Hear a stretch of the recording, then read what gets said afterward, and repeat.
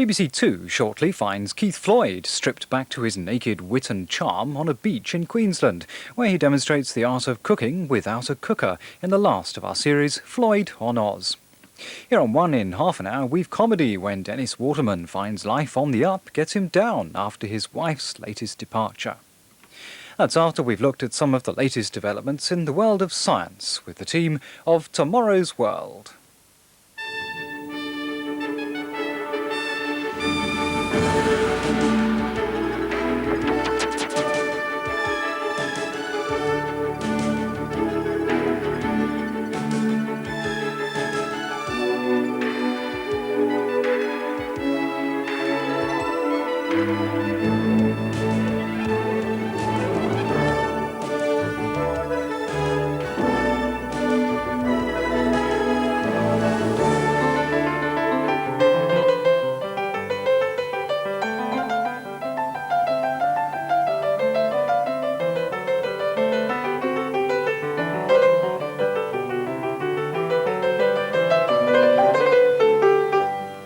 Thank you very much, Angela. Later in the programme, we'll be hearing how and why this piece of bark can be reduced to just 4 notes. And from instant bark to instant fish. Have a look at this. Over here, on a 5-pence piece, we have 2 tiny specks, which by the end of the programme may have hatched out into living, swimming fish. But will they? Well, we'll be finding out in about 20 minutes. We'll be getting a good look at widescreen television in action here in Paris at the French Open. And we'll be drawing the winners of our fabulous space competition. But first, Judith reports from Hungary on tennis with a difference.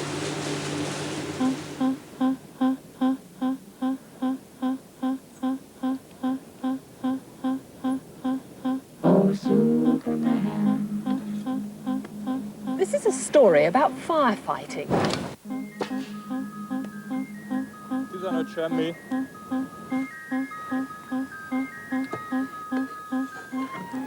Sven Search designed this tennis ball machine to help his son improve his tennis. 30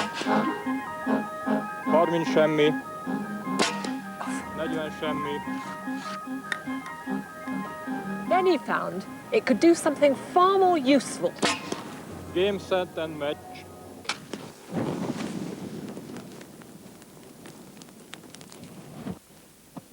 He wondered what would happen if he added water and then dramatically increased the power. And if that could be used to put out fires. So, as well as the cylinder of compressed air, he added a tank of water with a foaming agent. He put a valve on the gun to let the water into the barrel, and on the end, a simple rubber seal to hold the water in before firing. In this standard test for firefighting equipment, the wood is allowed to burn for 10 minutes before being put out.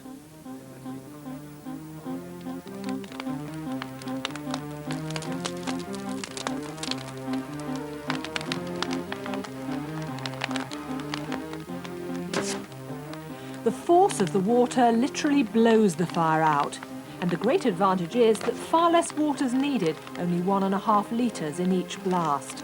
Water can be a major problem after a fire, often causing more damage to the fabric and contents of a building than the original blaze.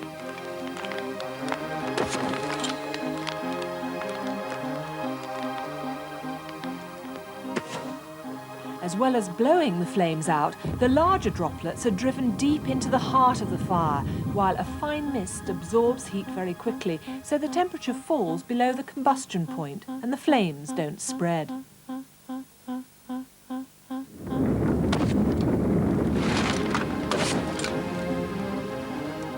In this non-standard test, it took just 20 litres of water to put the fire out.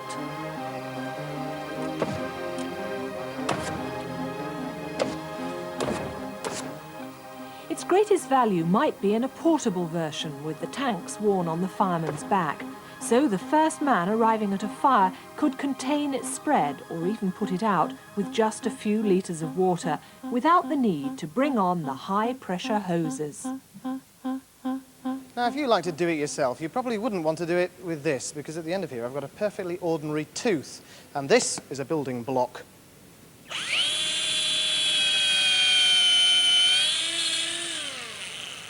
Now, the reason for that demonstration is to show that teeth are incredibly tough, and they're built to last a lifetime of chewing, crunching and biting. So why do so many end up soft and rotten? And what, if anything, can we do to help keep our bite? Britain has a very poor dental record, probably because we have the sweet tooth of Europe, consuming more sweets and biscuits than any other nation. In fact, on average, we each eat around 40 kilograms of sugar every year, and the effects can be seen in our teeth. Half of all 5-year-olds have tooth decay, and 1 in 5 adults have no teeth at all. The government obviously believes this is not good enough, and on Tuesday released a report which calls for a massive improvement in the standard of our teeth, but doesn't say how it could be achieved. Over the last few years, dental standards have improved, mostly due to the introduction of fluoride to toothpaste in the early 1970s. But fluoridization can only go so far. To radically improve dental health, many experts say we have to eat less sugar. In 1989, the Department of Health first officially recognised that sugar can cause tooth decay. Later this month, a second massive report from the department is expected to recommend for the first time that we as a nation cut our sugar consumption by half, which is easier said than done, because most of the sugar we eat is not added by us. It's put into our food by manufacturers. Now, not all sugars come in packets. An apple's full of sugars, but they're bound in the cells, so when you eat it, comparatively little gets onto your teeth. But if the juice is squeezed and the sugar's refined, then they can cause decay. This cereal, biscuit, jelly, baked beans, the blackcurrant drink here, they're all loaded with processed sugar. And the labels on food can be very confusing because sugars have so many different names: maltose, sucrose, fructose, glucose. They're all sugars. And with £350 million spent every year by manufacturers on advertising sweet foods, it's likely that children and adults will go on consuming sugary foods in large amounts. So can teeth be protected in other ways? Sugar doesn't damage your teeth directly. What it does is feed the bacteria that naturally grow there. And these bacteria in turn produce acid, which is what does the damage. One technique that seems to help and has recently become available on the NHS is fissure sealing. It's done when a child's adult teeth first appear around the age of 7. Young teeth have tiny cracks in the tooth's enamel. If these are sealed with a resin early on, this prevents the bacteria and sugar getting in to rot the teeth. And there have been other more experimental approaches which aim to reduce tooth decay by getting rid of those bacteria that cause it. Vaccination's been tried, and so has replacing the acid-producing bacteria with harmless ones. The most recent approach is to paint a solution of antibodies directly onto teeth to attack and destroy the bacteria. Early tests have shown that this stops bacteria growing on teeth for about 2 years. Further trials are planned, but none of these experimental techniques are likely to be available from dentists for quite some time.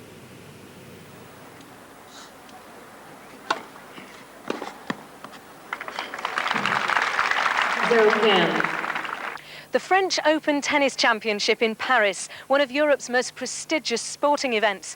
But it's not the tennis that I'm here to watch. It's what's recording the tennis and recording me. A high-definition television camera, on trial as part of Europe's proposed system. 1,250 television picture lines. Now that's twice the definition on the set you're watching at the moment. And there's another advantage of this system. At the moment, you're missing out on a piece of the action, but all that could change sooner than you think. Widescreen television. The first sets will go on sale here over the summer. It's the format that most movies have been filmed in over the years, which has always given television broadcasters something of a headache, squeezing a wide rectangle into a rather squarer one. One technique is called pan and scan. An editor re-records the film using a television-shaped frame to select a particular area. The frame can be moved around with a joystick to follow the action, but you lose out on some of the picture. Another approach is to do what they did when they showed The French Connection on television last Friday. That is to put the film into a sort of letterbox there with black bars at the top and bottom. On the widescreen, though, the picture can be expanded to fill the whole of the screen.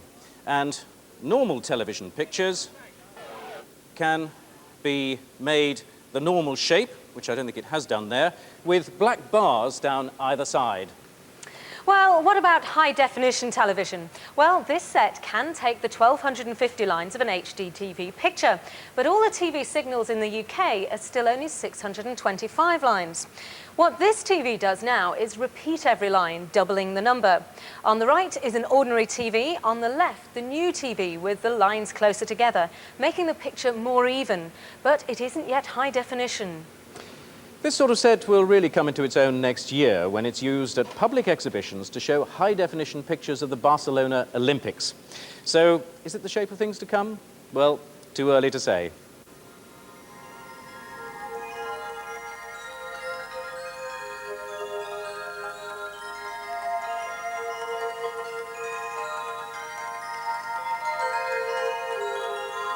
A perfect summer's day. Nothing stirring but trout catching mayfly and a fisherman casting his line.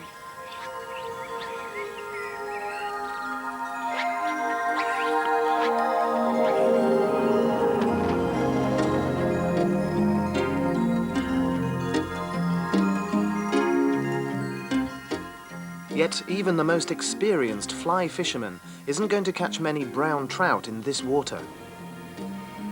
The trout are disappearing. Each year, fewer brown trout spawn successfully in rivers like this, because despite the efforts of the river keepers, their spawning grounds are dying. In many parts of Britain, rapid local development is diverting water away from the river systems, and that starts up a whole chain of damage. The rivers are silting up, and they're being clogged by sedges and reeds. Furthermore, the bed of the river is changing. Limestone gravel on the bottom is fusing together in a process called accretion. The bed is literally concreting up. It's these changes to their spawning grounds that spell trouble for the trout. They lay their eggs in grooves they make in the riverbed. But if the gravel's silted up and fused together, fresh water can't flow through it. So the eggs, starved of their source of oxygen, die. But officers at the National Rivers Authority found in some short stretches of rivers the gravel remained clean and the fish were spawning successfully. The crucial difference? Here the riverbed was getting a constant supply of fresh water from springs bubbling up beneath it. Their first experiment to mimic this natural system used spawning boxes. The water comes in through this inlet and then is forced underneath this baffle and up through holes in the floor. It then passes through the gravel containing the trout eggs, continually supplying them with fresh water. But in time, the boxes were damaged by the current and the inlet screens clogged up with silt. What was needed was a river-sized version that would withstand the constant buffeting of the water. Well, this might look like a natural pile of rocks, but it is in fact an artificial spawning weir. The river flows first over a solid barrier built from bricks and large stones which traps most of the silt. The rushing water then hits a second barrier a metre downriver. Some water escapes over it, but most is forced down beneath it through perforated pipes which extend into the gravel downstream. So, with fresh water continually bubbling up, eggs laid in the gravel here have a better chance of survival. There are now 3 spawning weirs in operation, and it's hoped that they will reverse the decline in numbers of brown trout. But the Rivers Authority is quite clear that this is just a stopgap. They say that if the massive removal of water from Britain's rivers continues, then brown trout, spawning naturally, will become a thing of the past.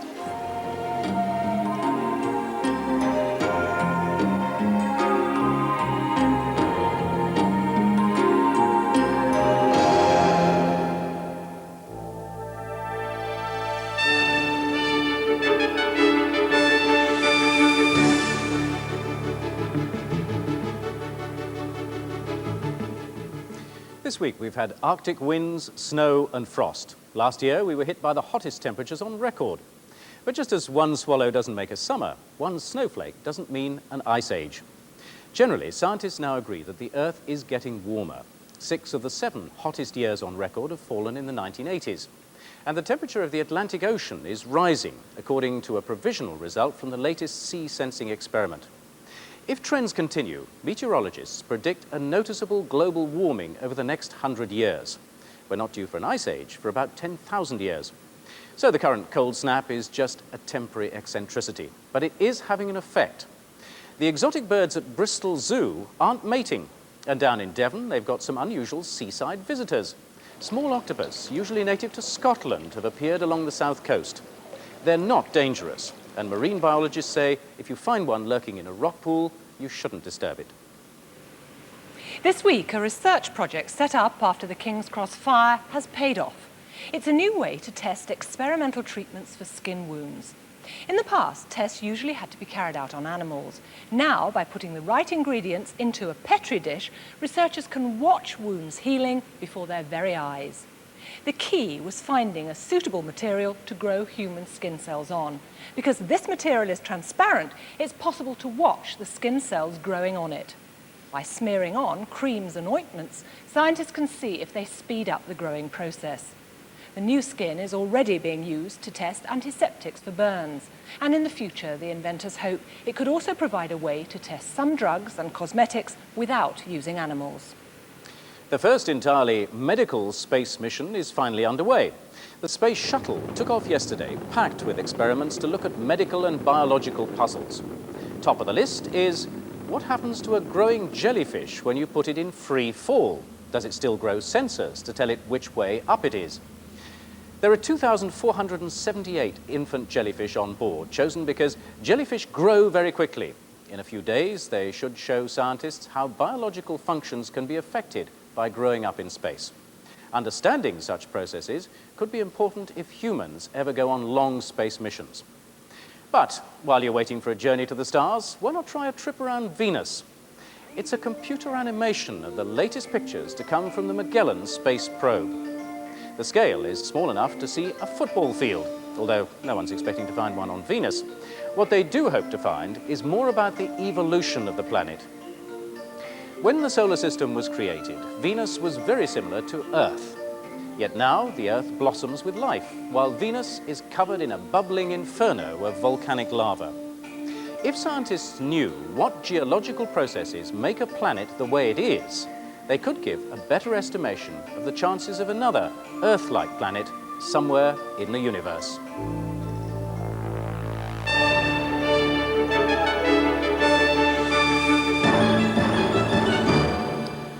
And now a short musical interlude.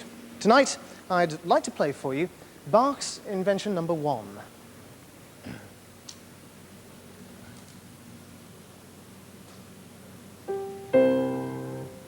Thank you.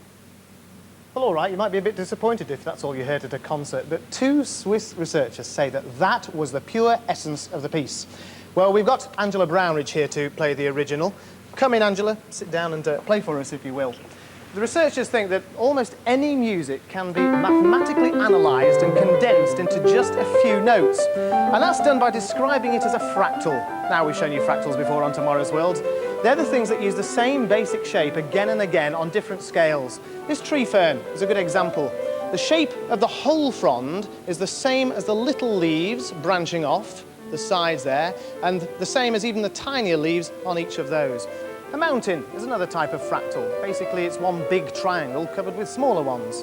To turn music into a fractal, the researchers first convert it into 2 graphs, one for each hand. If the note goes up, so does the line, and vice versa.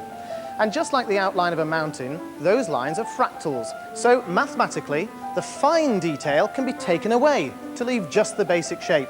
Or in musical terms, you get closer and closer to the essential structure of the piece. So Angela is now going to play the same piece with just half the notes, if you don't mind.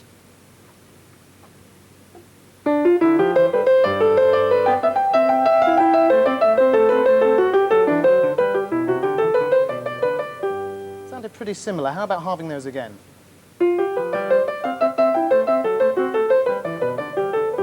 And half the notes once more. And finally, half again. Is there one even shorter? Yes. Very odd. What do you think of it? Well, not a lot, quite honestly, because musically it sounds awful. But as I say, there may be some scientific worth somewhere in it, I don't know. Well, thanks for playing for us anyway. The researchers, not surprisingly, are a little bit more upbeat. They say that using the same method in reverse, one day a computer could take 3 notes and a few mathematical rules and improvise in the style of any composer. We shall see. Well, now, bark to Kate.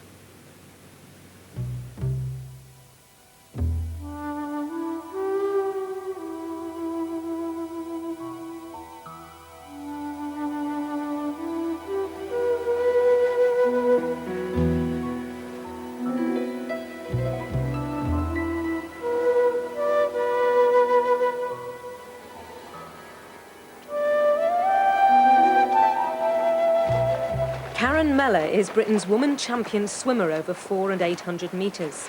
She trains here in Sheffield under the supervision of national coach Fred Furness. Again, but this time, let's try and get a little bit more length on his stroke. OK, you ready? Off you go. Karen's hoping to do well at the European Championships in August, so her training is very intensive, 4 hours each day, only pausing for instruction between laps. Karen has to come to the side each time for advice because it's difficult to hear what the coach is saying in a pool this size. A case for a loudspeaker system, you might think. But think again.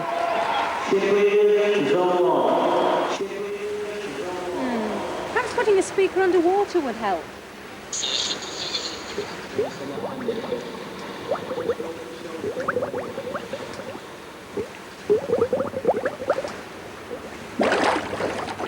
The trouble was, the message always seemed to get lost on the way. And the only hope was to take the message direct to the swimmer. And that's exactly what this new radio system does. From now on, Karen can train without any interruptions. That's it. Little finger in the water first and that hand into. Let's roll them shoulders a little bit more. OK, into the turn, Karen, when you get there, and I want to see you come out, swimming front crawl. Work your kick, breathe every 5. Even when she's underwater, Karen can hear Fred through a radio link. OK.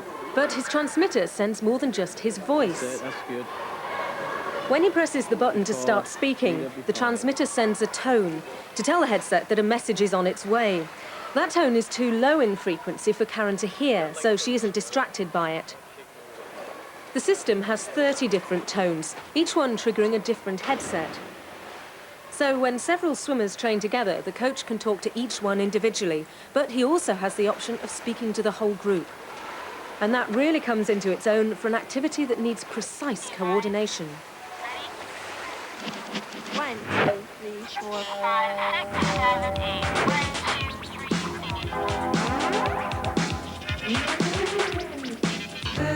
2, 3.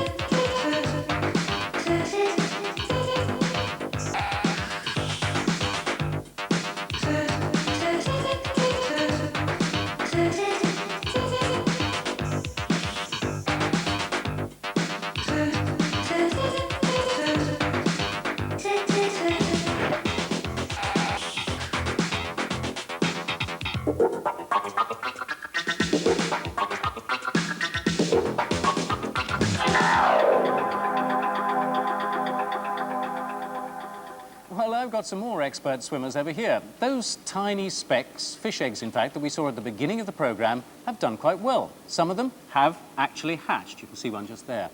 So what we have here is some instant fish. And these fish know the secret of suspended animation. Like these adults, they're a type of killifish or toothed carp. They come from Zanzibar, where the swamps and ponds dry up completely every year in the hot season. Usually the fish eggs survive by lying in suspended animation in the mud until the rain comes again. We hatched these yesterday in a test tube. In the wild, the hatching process takes days, sometimes months. But American scientists have found a way to make it happen in minutes. By varying the temperature and salinity of the mother fish's water, and by altering the amount of light she's exposed to just before she lays her eggs, they effectively reset the embryo fish's biological clock. Doing this means that they can control to within a few minutes how long it takes the embryos to hatch once they make contact with water. For what possible use are instant fish, I hear you ask? Well, at the moment, they're just being sold as pets.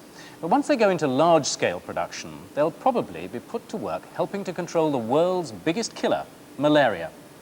Mosquitoes, which spread the disease, lay their young in pools of still water. The World Health Organization regularly takes live fish out of ponds in affected parts of Africa to eat the young mosquito larvae. But how much more convenient it would be to carry them in suspended animation. Millions of fish could be stored in a suitcase and delivered without the need for refrigeration, and then released into mosquito-ridden ponds. Judith. Monday was the closing date in our Out of This World competition, and the time has come to pull out the 4 winning entries. 4 families destined for space-age trips to places on Earth that will let them experience the universe. The quest was to find the right word on this space station printed in the Radio Times. Here's a roundup of the clues we gave you. The force that allows you to navigate using a compass is magnetism. The first man to walk on the moon, Neil Armstrong. The fruit that supposedly fell on Newton's head, an apple. And the gas in air that's vital to breathing, oxygen. All quite easy, I think. So the winning word is galaxy.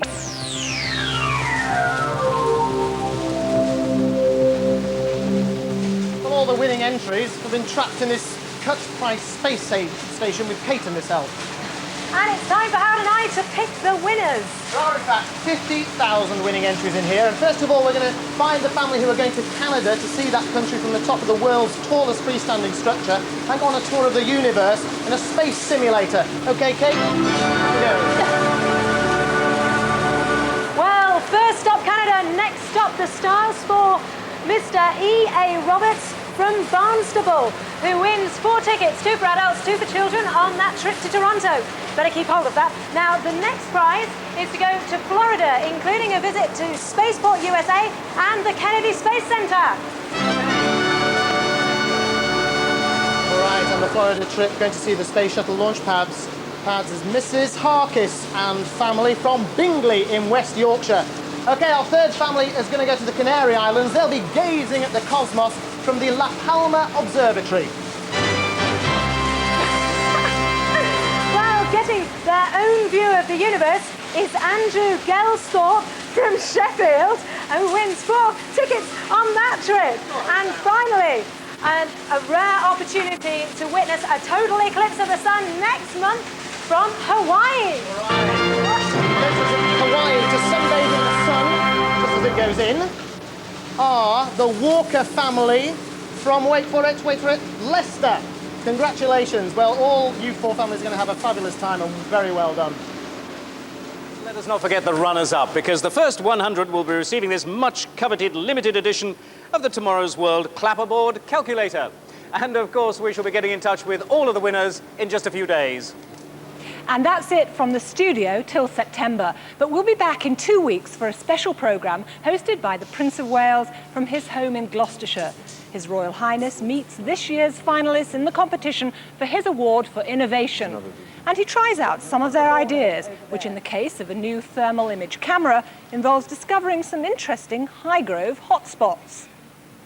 And we reveal who's won the 1991 trophy, as well as a new Special Environment Award. The programme's on Wednesday, the 19th of June at 8 o'clock. So see you then. Good night.